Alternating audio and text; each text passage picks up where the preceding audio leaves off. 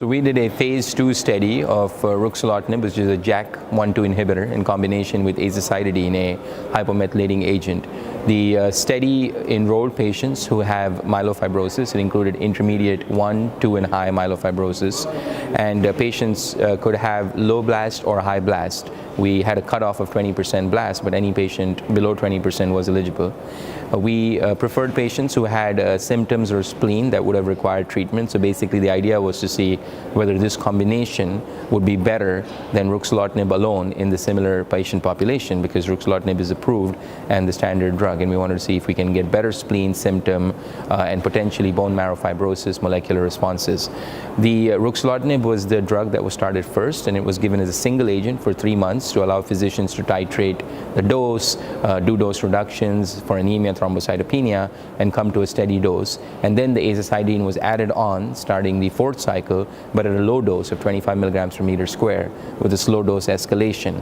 And we did this schema because in prior combinations, when we would start both drugs together in myelofibrosis, we saw a lot of prohibitive myelosuppression and early discontinuation.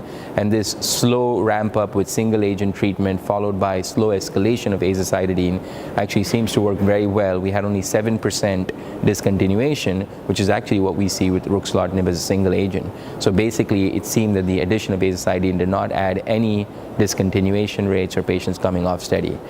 Overall, the safety has been very well accepted. We haven't had any major problems, what we would expect with Ruxolitinib in myelofibrosis. We do see some cytopenias. As I said, only 7% discontinuation and no increased transfusion requirement or concerns.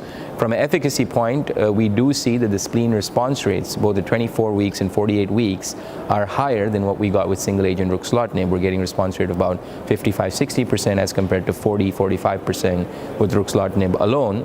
But really what's been the most impressive has been the changes that we have seen in the bone marrow and fibrosis on follow-up bone marrow samples. We're seeing almost 60% of patients having reduction in bone marrow fibrosis, osteosclerosis, collagen. And this is much higher than the 15% that was seen with single agent Ruxolitinib.